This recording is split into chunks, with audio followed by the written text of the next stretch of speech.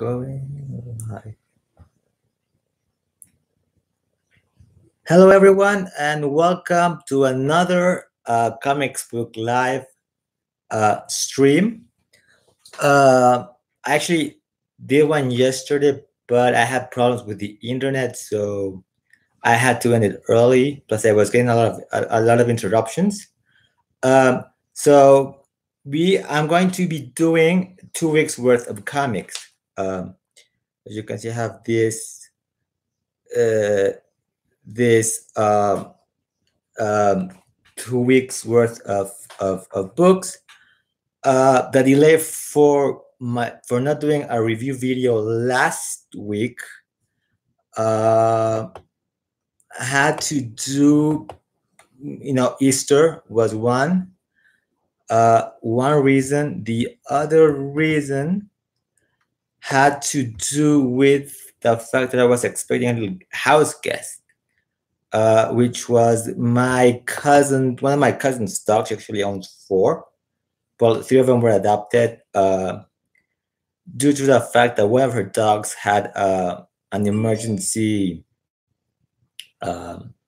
surgery. So the first dog my cousin bought. I mean, she's got 1 dog she bought and 3 that she adopted. The first dog doesn't really get along, and because the surgery was quite complicated due to the fact that this dog has heart problems, she needs to have a little peace and quiet because Natasha, that's the dog I'm watching, we're all watching, had to do with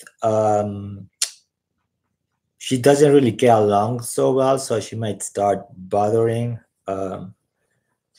the other dogs, especially the one that's in recovery.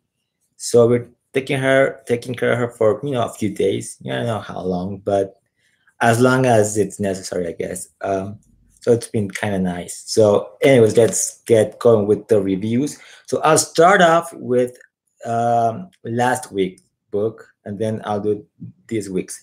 So I'll start it off with the very first disappointment. I guess this is like been a very disappointing book. This 6-issue miniseries, Mira, Queen of Atlantis.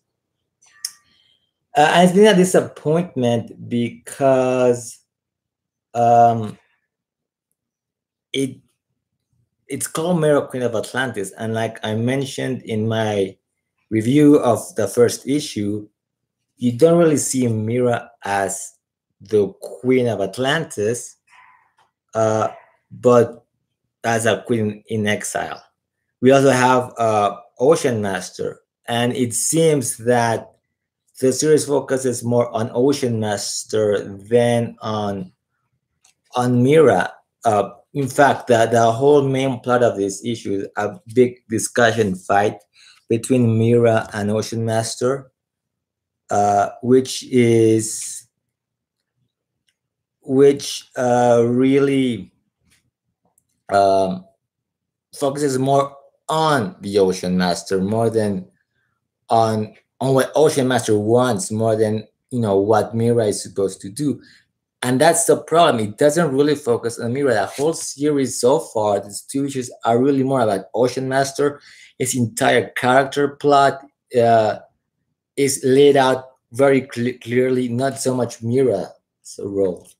As a solo title, even if it's a mini-series, Mira's character arc is not really made very, very clear. And this should have been more of an Ocean Master comic than a Mira solo type mini, because last issue started with the Ocean Master, it ended with Ocean Master. This one starts with Ocean Master, and it's pretty much about Ocean Master, really. Mira's role is not made very clear, and it should be made very clear. The art's okay, and everything, but again, the writing does follow also some of the more sentimental stuff. Yeah, I've been hearing he's doing great, but with Mira, it's like, I don't know. I was wondering because I haven't really read Aquaman since the New 52, and in fact, I I had to unofficially drop in it. I haven't picked it up, and yeah, I mean, this book with Mira seems like he's more of a supporting character than the lead. Uh, I mean, it's great if you want to bring Ocean Master back into play. Yeah, I mean, right now I have a limited budget, so I'm not buying a lot of books. So I might actually start picking up some of that stuff up later in the year, because there's some stuff going on that will be very profitable to me, hopefully. So yeah, but yeah, I mean, I don't know. I mean, if you want to bring Ocean Master back, you could have done it like in an arc in Aquaman, or a different book, not sort of bring him back into play and start overshadowing our lead. So I mean, I'm gonna pick up the third issue. Let's see if it's made more clear. But so far, it just seems like it's more of a Ocean Master title than anything else. What's been good so far, it's Terrifics number two. I mean, I really enjoyed this. I love the first issue. The second issue picks up right where it left off with people wondering who Tom Strong is. We learn how Phantom Girl, ended up in the dark multiverse. Um, and the ending had a very interesting twist on the whole, team thing. I mean, people having comparing it to the Fantastic Four, but it just goes so left on what you expect when a group of characters team up. Because technically, this wasn't officially a team, just a bunch of characters that got together in a extraordinary situation. So after the little adventure in the dark multiverse, uh, which included, Mr. Terrific taking out a antenna or something out of the one of the machines in the sort of this giant Galactus like dead body. Once he picks that up, the thing comes to life.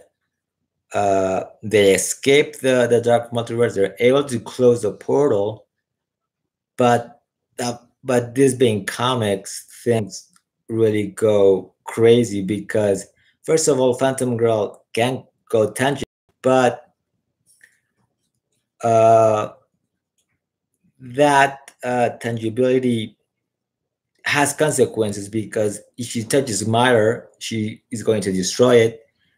And surprise, surprise, once Mr. Terrific decides to leave the group, he's pulled back in by force. So this isn't like, the Fantastic Four, where it's more about a group of friends, of almost a family coming together, getting powers and deciding to band together as a group to, right wrongs and fight for justice, or like the Justice League, were as different as they are, they do come together uh, and work well as a team. These ones, like, Mr. Terrific says, "See you.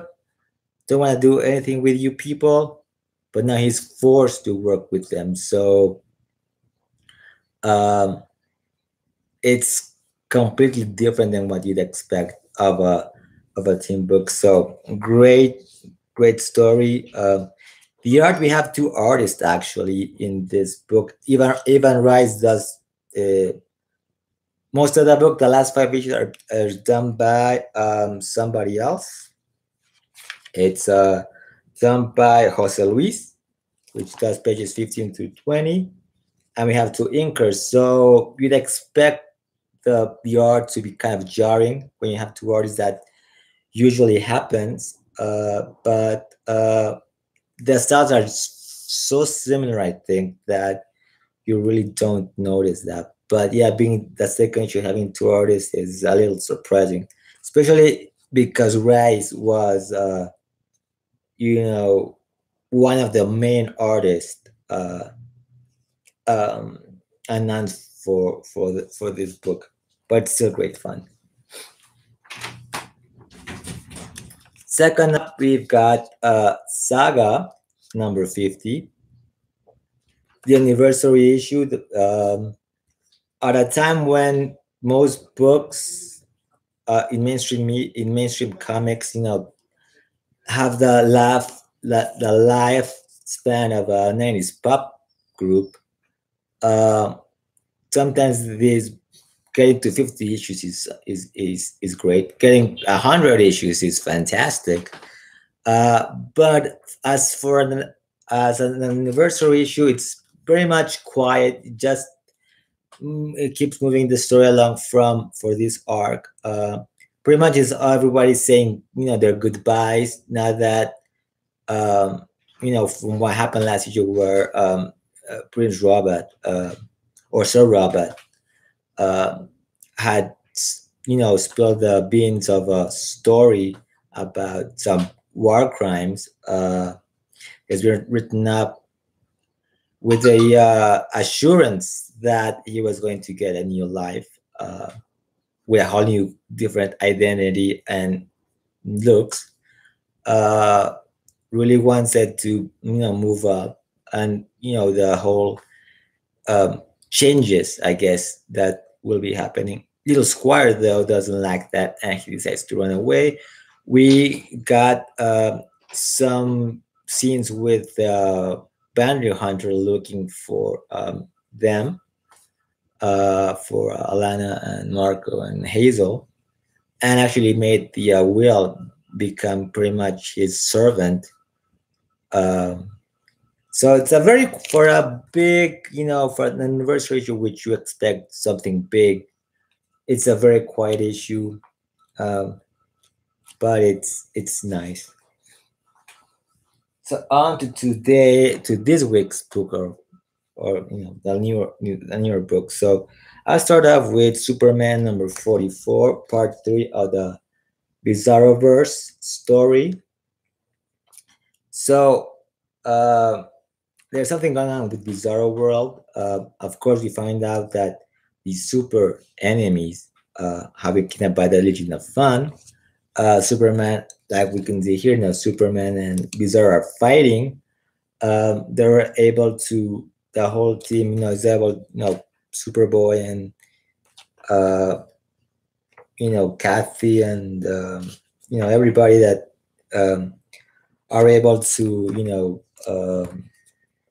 go in there and save the super enemies. And when I mean super enemies, like they literally decided to bring in that super friends lineup against the Legion of Doom lineup, from the cartoons. Give me a second.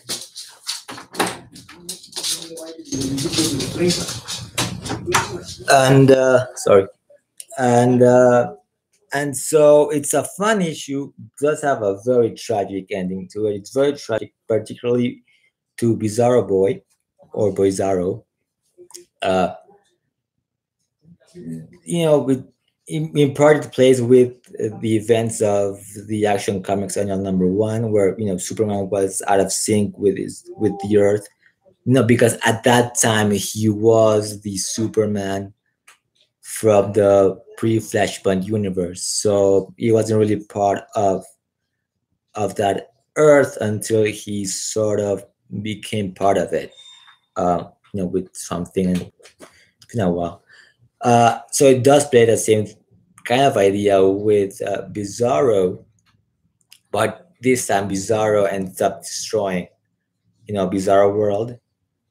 Uh, and while the world is burning, he decides to leave Bizarro Boy or Bizarro, to die, and Superman saves him. But yeah, it's like completely the opposite. While Superman and Superboy really get along, Bizarro really just hates everyone. Well, that's the way he kind of shows his love but it's very sad, fun and sad at the same time. So I think we have one more issue left before the whole reboot come. Well, not in a reboot, but before the Bendis era comes along. Um, and I actually heard Patrick Gleason will be doing the art and action comics, starting with issue with Bendis. So yeah, this looks like always fun. I mean, I know a lot of people really love this era of Superman books. Um, so we don't know what's gonna come, what the future will bring, but I mean, they did a lot of work in such a short period of time. Green Arrow 39. This is the variant by Mike Grell, one of my favorite artists, actually. Um, so this one actually sort of picks up after the Deathstroke annual number 2, where it seems Deathstroke killed two leaders of two factions in this made up Middle Eastern country. So now Oliver decides to help these people because the country is devastated, and they're warlords and there's a vacuum there. So supplies are low because warlords are coming and taking this stuff. So Oliver thought of sending help personally, and he learns that it's not as easy, neither as Oliver Queen or as the Green Arrow. It's not a very easy situation, because it turns out that there's this other warlord called Nobody, that's his name, has taken all of the children and made them into fighters. So pretty much, their parents are those who stayed, are going through this harsh moment, but now they're sort of serving their children, or run into, I don't know, into the like, this, have to fight them because they're very much a child made up army. So it's a very difficult situation. It does show the consequences of war, if you will, or the consequences of intervening in other countries and not really caring about the consequences, like Deathstroke did. He got a job, he did that job, and left these people to their own devices to sort of survive. So he just never really cared what his actions would entail, as long as he got paid to do it. So very thought provoking uh, book. Um, the art. I love the art by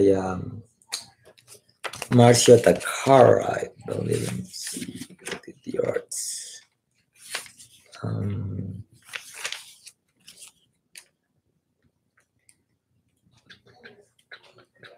yeah, the art by Marcio Takara and the colors by Marcelo Maiolo. So beautiful. I really like the art. Just nice. Just nice art. It's an interesting story arc. It's very very different from anything else.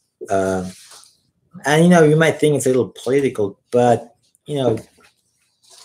it did start with Deathstroke and not really caring what his actions would entail. Finally, elsewhere issue 6, the continuing adventures of Amina Earhart in a in this fantastic world she found herself in when she disappeared. So last issue, she learned that there was a place where there was a portal that would take her back to back to Earth, or I'm actually saying Earth loosely, actually, because we don't know if this is on Earth in a different dimension or if it's a completely alien planet, as in another solar system. Uh, so they very much go on a voyage and finally to find themselves, where this portal is.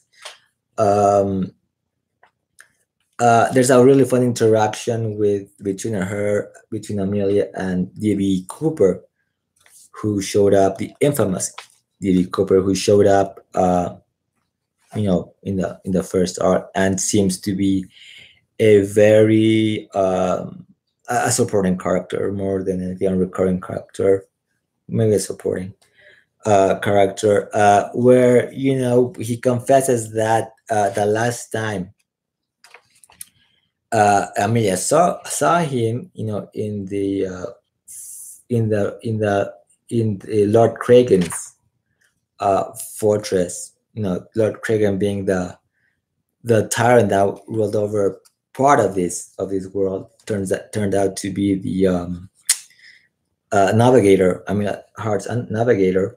He says, I was actually there to rob, and confess what he did, which was hijack a plane. It's a very fun book, 4 issues long, each arc, so it moves really, really, really fast. So DB says, "Well, I was in the plane, I hijacked it, and I jumped out with the ransom." Uh, and Amin says, I know you. I know that you don't rob, you don't steal just for stealing, but for the thrill of it, because of what he did. The whole hijack thing was more for the thrill of it than for just robbing it. So that way, she convinced DB to join them in their trip. So we get to see more of this world where part of the land masses are sort of floaty. You see, like they're floating and they're like chained. No one knows how the how they got like that, who chained the this floating landmass, but it's there. And between this landmass, as a way to getting to the other side, to this other part of this fantastic world, it's sort of like going through a Bermuda Triangle type passage, where it gets weird. But they actually survive. Then they're attacked by a giant, um, sort of giant octopus or squid or something like that. We don't really see what it is. We just see the tentacles. And and while they seem to have survived, uh, everyone did except Emilia, which who was pulled down into the ocean. So that's where the book ends. The issue ends. So can't wait to see what happens. Also, the squid thing actually was attracted to the ship because of some stuff that DB stole and put, in the hull. So that attracted this creature. So I actually like this book because it's rated for teens, but it's very fun. Much sort of fantasy, sci-fi, adventure. Um, I was very surprised by this book, to be honest, because the thing that attracted me to it in the first place was Amelia Earhart. Uh,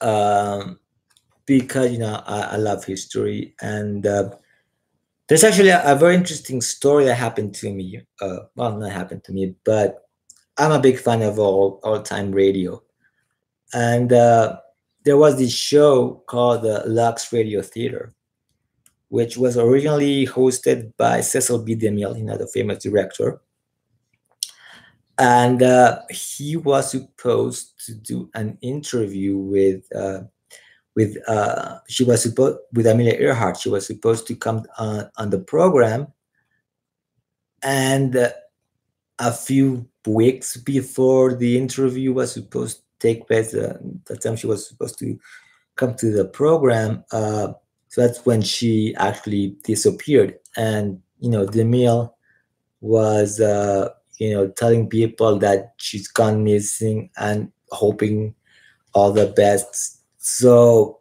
it's not just reading about about Amelia Earhart the person, but getting a little bit of that much more live history with with her. So that's a history buff myself. Amelia Earhart was the main draw for me into picking up the book. So yeah,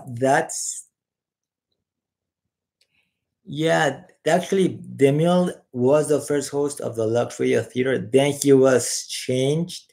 I think that show ran around like the late 30s all the way to the 40s, up to I think like the early 50s with somebody else. Well, uh, I really don't know how much of the real person is in the book, but I actually like her a lot as a adventurer, which she was. I mean, she was an amazing person in real life. And the more I learn about her, I know her accomplishments. She's very believable as a lead character in a crazy adventure story like this one.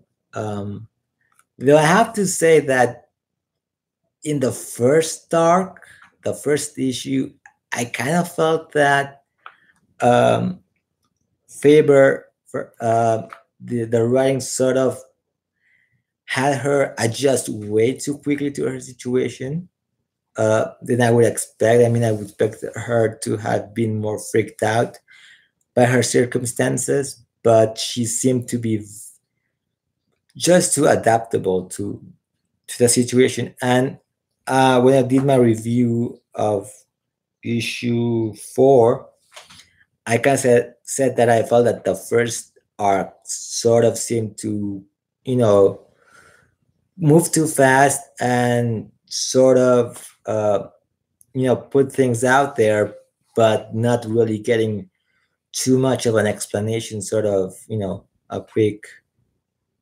stroke there, mentioned a few things here and there throughout the arc. So I felt that one was a little too fast for me. But overall, I'm actually enjoying. I actually like the second arc more than I like the first arc. I think it's meatier than the first one.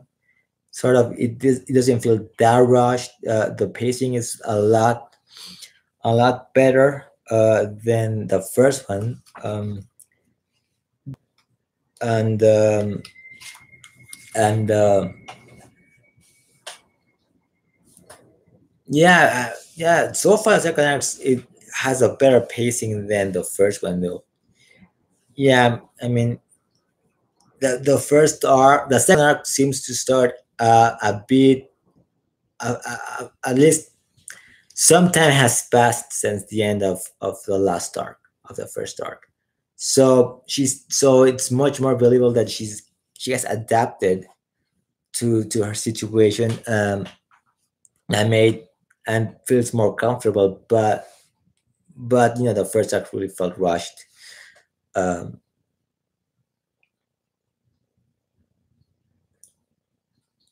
so Yeah, I mean, this one seems much more, has a nicer pace, and the art uh, by Kessing, which she's a new artist from Turkey, I believe. It really fits the style of the story, which is, I think it's very important, when art and writing really mesh together. Um, Sort of like with Saga, I think the art and the writing really mesh well together, and it fits, with the mood and the style of the story. So 30 minutes. I think that's all I have to say about Elsewhere. Um, so anything else? Well, I'll be doing the whole fifth, and if I have one book next week, so I might not actually do any videos. I think I might actually do uh, next week. This coming week I have Supergirl. Next week, Action 1,000 comes out. So I'll probably either will that's when I'm going to be doing the whole showing off my Superman books, for the fifth anniversary. Um, so that would be in the week of the 16th. So that'll be on the 21, Saturday 21, April 21st. I'll be doing the whole showing off the collection live.